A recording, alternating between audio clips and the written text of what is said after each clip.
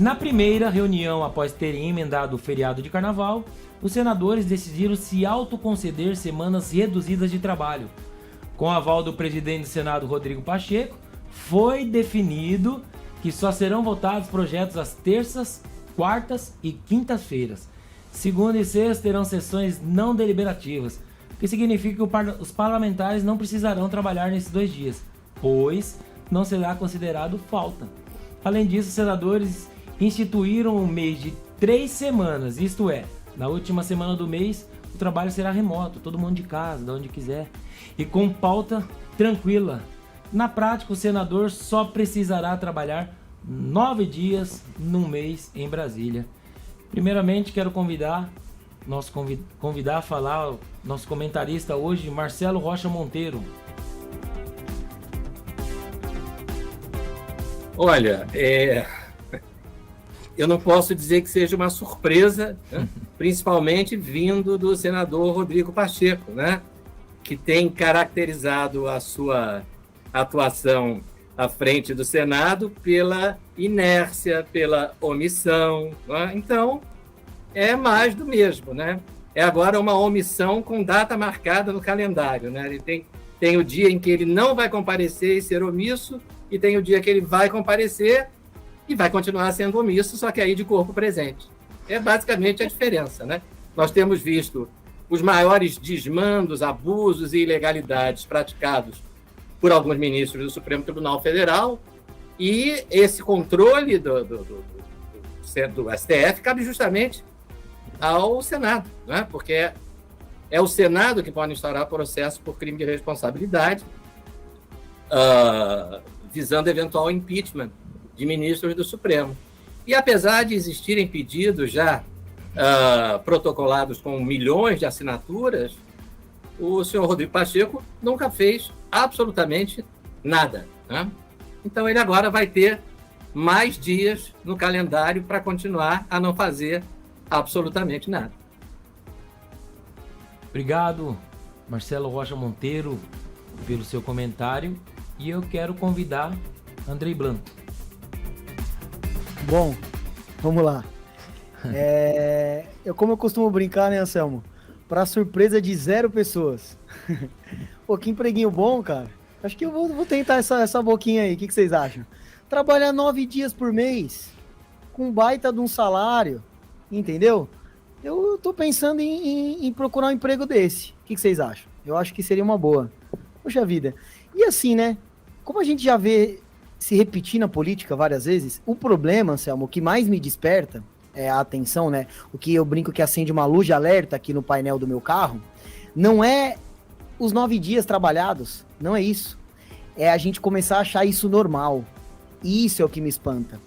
Cada dia que passa, nós vemos os políticos, vamos dizer assim, mandarem na sua carga horária, eles aumentam os seus próprios salários, eles definem quando eles vão trabalhar, quando eles não vão. E o problema, meus amigos, o que mais me espanta é que a gente vai começar a achar isso normal. Tem gente que já começou a achar isso normal. Antes todo mundo ficava espantado, nossa, mas nós temos como que a própria pessoa aumenta o salário dela. Hoje em dia já há pouco se fala sobre isso. E tivemos eventos próximos aí de eles mesmos aumentando os próprios salários. Então, o que não é nem o fato em si, sabe, Anselmo? Eu vejo como alarmante essa situação deles votarem e decidirem isso. Então, não é nem a questão dos 9 dias. Claro que é um absurdo. Imagina o trabalhador que está nos assistindo, com a dificuldade que está, por exemplo, para fazer um mercado, para fazer uma feira, sabe o quanto tem que trabalhar, como é difícil. Você imagina, Anselmo, os trabalhadores que estão nos assistindo, vendo uma notícia dessa, qual vontade que eles têm de levantar amanhã cedo e ir trabalhar? Não tem vontade alguma.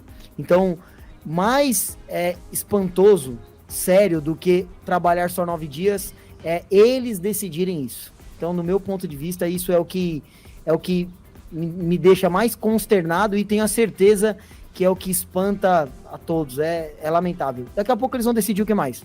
Que não vai trabalhar nenhum dia, já que eles que decidem, então eles podem decidir. Não vamos trabalhar nenhum dia, vamos trabalhar 1 mês por ano. Daqui a pouco vai ser assim. Então é bem preocupante. Mas se eu falar que eu tô surpreso, estarei mentindo. Andrei, você comentou até que as pessoas hoje acham como se fosse o normal, né? E até não reclamam mais, porque você acha que eles não reclamam porque tá insatisfatório, acha que não vai resolver, ou porque desistiram mesmo? Sinceramente, Anselmo, eu acho que... Sabe aquela história do não vai mudar nada? A minha reclamação não vai mudar nada. E o problema é que quando a gente parar de reclamar, a gente tá aceitando isso como sem nem fazer oposição. Então, o recado que eu posso deixar diante desse ponto que você levantou é, meus amigos, por mais que a sua reclamação não surta um efeito imediato, uma postagem sua hoje na rede social tem muita força. Você consegue convencer os seus amigos, colocar os seus amigos para pensar. Não é esse o objetivo aqui do Braddock Show? Colocar a galera para pensar? Então, uma simples postagem numa rede social sua, no seu Instagram pessoal, no seu Twitter pessoal, com certeza você coloca a galera para pensar. Então, não deixem de se manifestar, não deixem de fazer oposição e estão tentando, mas não vão conseguir nos calar. Tenham isso na mente de vocês. Obrigado, Andrei Blanco. Eu quero convidar agora Manuel Carlos para o comentário. Obrigado, Anselmo. É uma situação bastante delicada. Em defesa dos senadores, eles poderiam até dizer, não, nós não estamos trabalhando somente esses 9 dias, nós temos agenda externa, tem outras entregas de obras, reuniões com prefeitos, enfim. Por outro lado, o que eu avalio é justamente a produtividade dentro de plenário. E nós fizemos aí uma avaliação do ano passado e a Câmara Federal produziu infinitamente mais do que o Senado.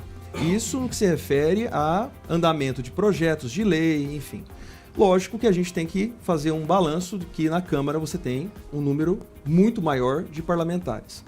Mas também tem o porém de que, tendo menos senador, deveria se produzir até mais, porque é muito mais fácil andar, muito menos discussões. Porque você coloca num debate 513 deputados para debater um projeto, a lógica é que esse tempo que esse projeto vai demandar um tempo muito maior para que ele seja aprovado, porque o tempo de debate é muito maior. No Senado são 81, então você tem ali um tempo muito menor. Esse é um ponto. Outra questão que a gente não pode deixar de mencionar é que existe ali uma eleição, né, do Rodrigo Pacheco, que certamente a gente não sabe todos os acordos que foram feitos, né, para que a sua eleição ocorresse, mas eu não duvido que esse tema pode ter entrado aí na pauta. É uma situação que a gente observa, se você for comparar o trabalhador, né, brasileiro, convencional, comum, como diz o Emílio, o afegão médio, todos trabalham de segunda a sexta e uma grande parcela de segunda a sábado. E há aqueles ainda que trabalham no domingo. Né? Então é realmente assim, se a gente for comparar salário, condição e considerar que eles são servidores públicos e são servidores da população, eu acho que eles teriam que provar que essa produtividade seja muito maior, inclusive até do que a Câmara Federal. Acho que a gente tem que fazer esse comparativo, eles têm que produzir, têm que mostrar serviço. E um outro fator também, mostrar trabalho parlamentar não é apresentar 200 mil projetos. Porque às vezes a gente sabe que tem deputado, senador que fica concorrendo em quem apresenta mais projeto. Chega, nós já temos um calhamaço de leis no Brasil que já é insuportável. Então chega, nós temos que ter atuação em outro aspecto, fazer com que as leis sejam, algumas leis inúteis sejam derrubadas e não criar-se novas leis. Esse é um outro ponto. E os projetos importantes para o Brasil, como reformas, entre outras, devem andar nas comissões. E eu tenho minhas dúvidas se esses 9 dias serão suficientes para fazer com que esses projetos de fato andem. Obrigado, Manuel Carlos, e convido agora a Juliane Queiroz para o seu comentário. Eu continuo do ponto em que o Manuel falou a respeito dessa questão da produtividade dos senadores. Realmente, com um grupo menor, né, 81, são 81 cadeiras, então a produtividade deveria ser relativamente muito maior, a resposta deveria ser maior. Isso também nos causa um certo incômodo, porque todo funcionário, ele é pago pelo trabalho e pela produtividade que ele exerce.